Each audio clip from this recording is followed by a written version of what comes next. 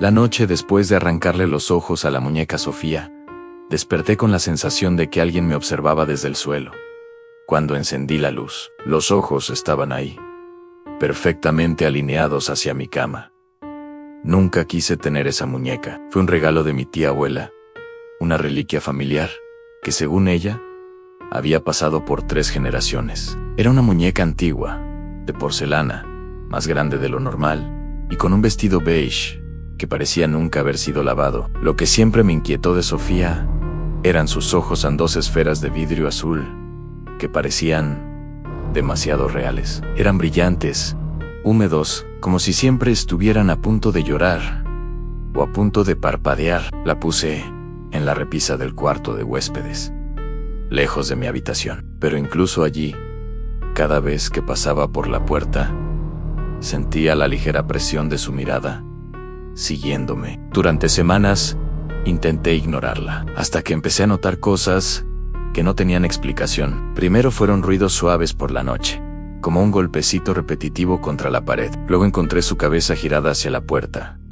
cuando yo juraría que la había dejado mirando al escritorio. Una tarde, al llegar del trabajo, la hallé sentada en la cama, con el torso inclinado hacia adelante, como si hubiera intentado levantarse. Al principio pensé que alguien me estaba haciendo una broma.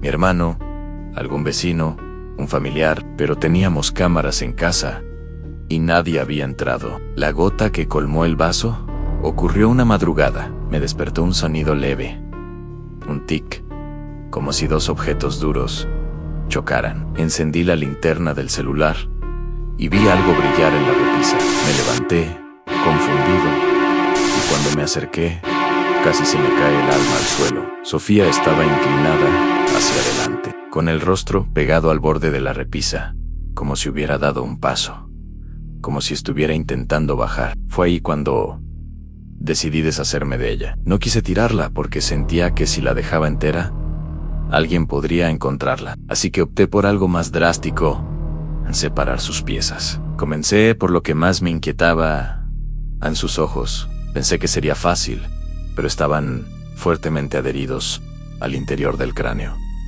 Tuve que usar una pinza pequeña. Cuando finalmente los arranqué, los ojos hicieron un sonido húmedo, como si se desprendieran de algo orgánico en mí.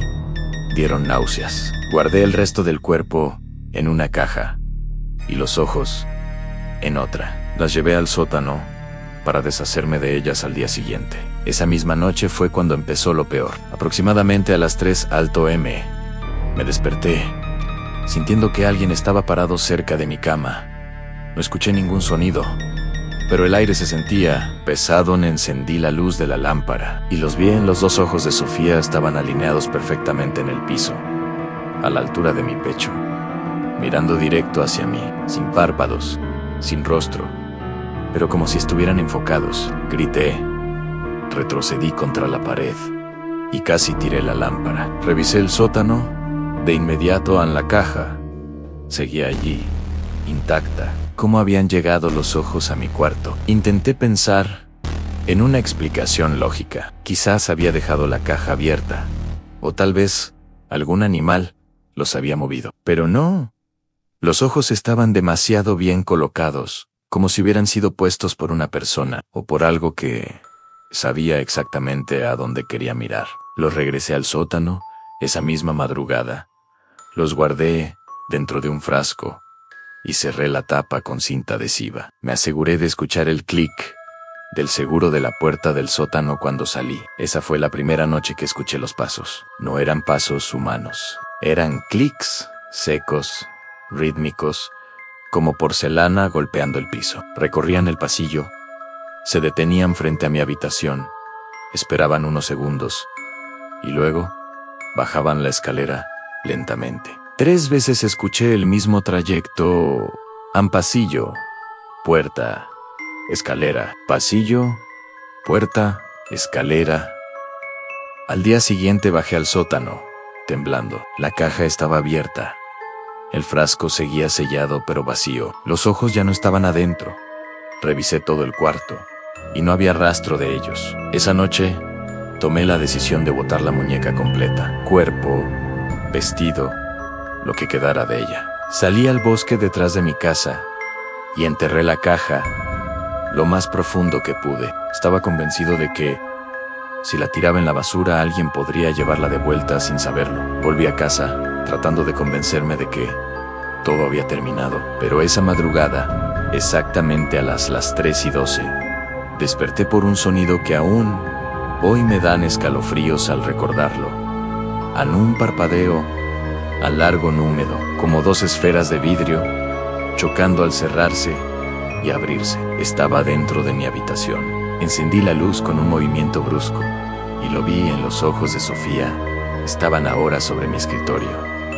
Pero no solo eso, seguían parpadeando.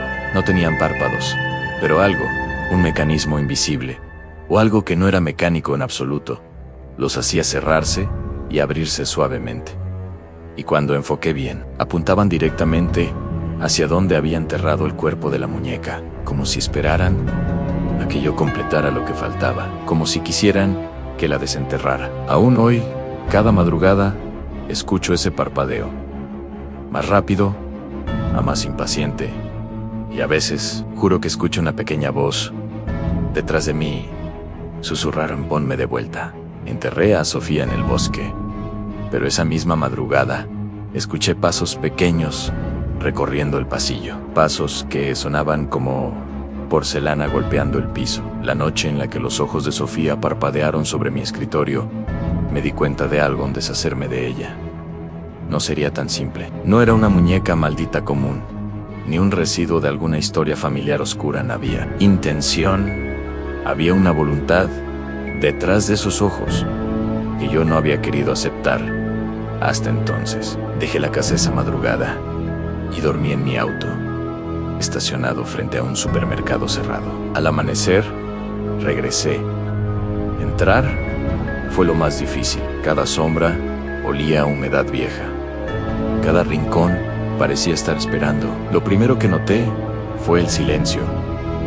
No era normal. Era un vacío, el tipo de silencio que se produce cuando algo está escuchando. Revisé mi habitación. Los ojos ya no estaban en el escritorio, ni en el piso ni en la cómoda. Me tomó 20 minutos encontrarlos. Estaban en el umbral de la puerta del sótano, mirando hacia abajo, como si estuvieran señalando algo o esperando a que yo bajara. Respiré hondo y descendí con la linterna en mano. Las luces del sótano parpadearon 2 veces, un comportamiento que nunca habían tenido. En ese instante, me di cuenta de un detalle que me heló la sangre en la caja que había enterrado en el bosque.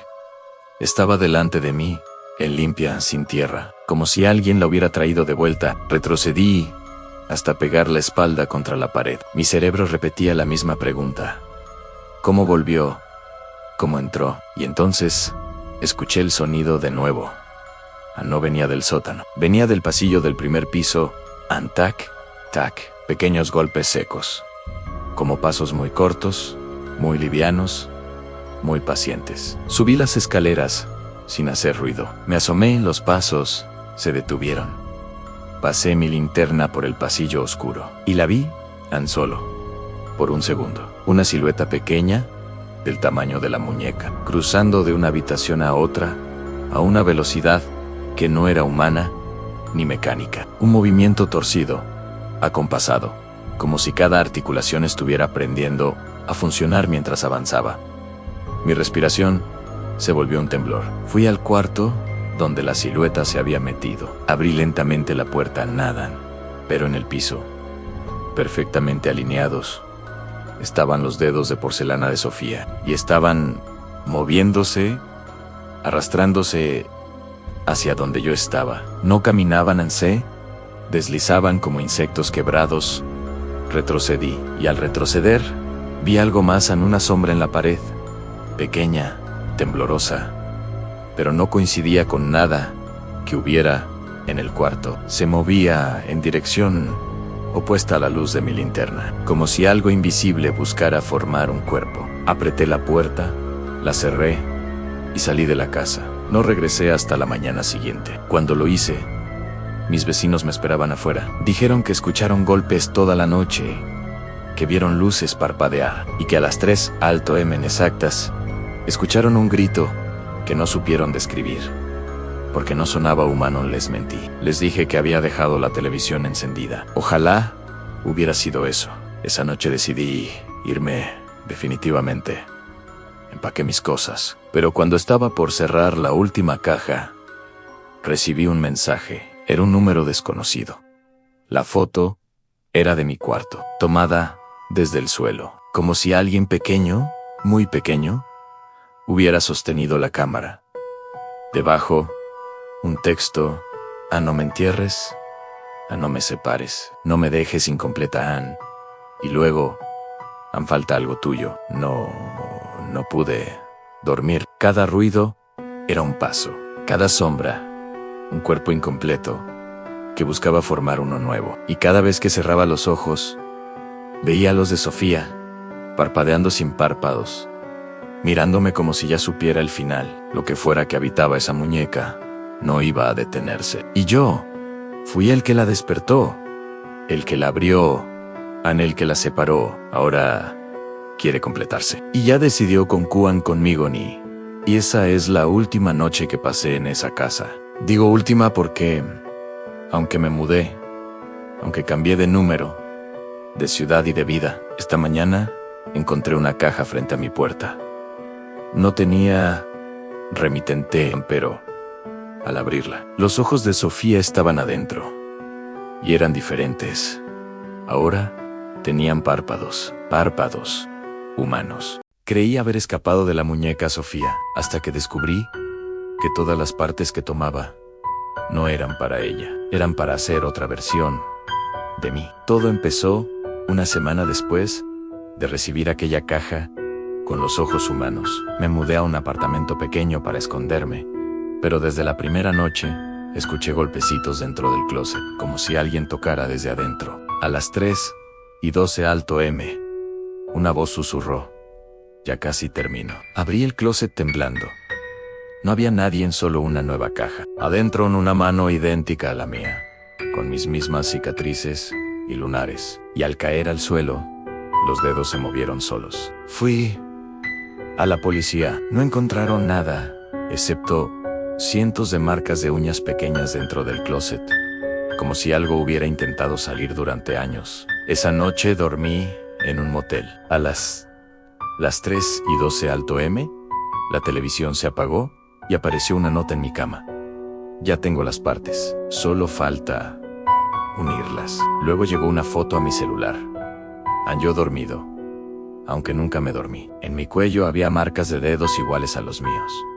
Entonces, lo entendí. En Sofía no quería un cuerpo, quería uno como el mío para reemplazarme. Regresé al apartamento para quemarlo todo, pero encontré un espejo enorme en el centro del cuarto. Mi reflejo parpadeó antes que yo y tenía 2 manos derechas, una mal encajada. Detrás de mí, la escuché: "Cuando termines de romperte, yo terminaré de armarte en mí".